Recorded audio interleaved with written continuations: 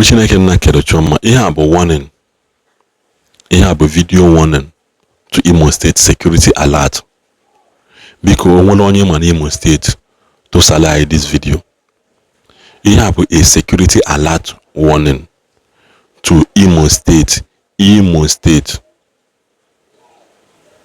security alert warning. So biko do. Ibili unu bili obo na village unu dị between border and other state. Port Harcourt, Rivers, Benue, Makurdi, Kogi, Mogo. Obo unu nwe border between those places na village unu bụ esungu village unu ba ebe do otu anekwa border na imago interbordering community. Biko do kaba na arụ when tight security that can foresee the affairs of things going in and out, whether by road, whether by crook, whether by ifeneno, based on the ndonatamusu, whether by the awi moya. Kenwe a precautionary people yana bagale ni moya day in day out, ane schedule, ane change because even na villages and the communities, even na village enwe kasi na ndị anụnwa unu echange onda ye metata una bagale ani moya, but their report I gafe ebe do by 6, I gafe by 7 imago ani rotate na agagale osukwa bụ no basco ka mmadụ kwa n'azụ bụrụ ụkpa si chike ka amali hobu. Ihe bụ a very security alert. This news is very, very urgent. Then, onwekwala ndị na-agwọ si n'unu na-agwọ n'unu nwere ibobo n'unu nwere nka. It's time ibupụta ya ka ewe chekwa obodo. Ọ bụrụkwa nne na-ekpe bụrụ man of God, bụrụ prophet, bụrụ nke ọ bụ na ebo. It is time to help the community. Your gifts cannot be wasted. Weli ya chọ wachukwu si chukwu nna. Kedu ihe ndị obodo anyị eme ka ọ dị mma. Bible make I got that na God does not do anything without revealing to his servant. Onye na-ewute chukwu that na souls na anafute n'ike onye ewute ya. The judgment upon you does not care whether no bandit gburu gị ma accident gburu gị na awe. As a Christian, you should always be ready. Menime mama na eziokwu. To meet your maker at any time, because na mbona your trumpet sound one. Mana asinatina his plan for us is to live a fulfilled life. Chukama say makana bandit bufu gini ke no delege 60 years, no delege 100 years, bandit buga at the age of 15. Na your judgment na ya happens like no. Ya hi metalum waki ya zobwe. Why then not live and fulfill for purpose? Abuna chuku delege 60 years or 80 years and at the age of 30, 35, you can see establish mother 20. Kahabaulu. In one at the age of 15, 20, you do not fulfill purpose. That 10 people can only succeed by the mercy and the grace of God, because they are tied to your prosperity. Ego kogi today, okona mother 30 ya. Ihe delegi na mma odigolo mmadụ 30 ya na mma. So ihe ọbụla melegi, automatically those people that are tied to your prosperity enwe na problem on their own. Yotago oyem na achọ ka m kwuo today. So biko si guide baba anyị. Ihe a message of security alert to Imo State. Biko inwe border si n'ochibe ka amala ka esi chekwa obodo. Ekenekwa mo na top video nwanne anyị nwoke me.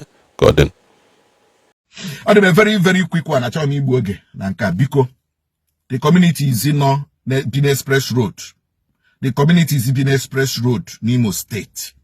And the community is in Mana and when a boundaries, Eja Bata, no yoha, mono bodoha. Biko no, Chekwano, your boundaries very well. Chekwano, your boundaries very well. Nde hana potako tobara. Nde hana anambra bara. Ndị ha na bezi okigwe na yes okigwe na Ebonyi yes biko chekwanu boundaries unu all the very, very important. Then again, communities in the Bina road biko nu when your own vigilante or vigilante government. Where your own community vigilante, they can work and pari pursue with the vigilante government. Because vigilante government are not working.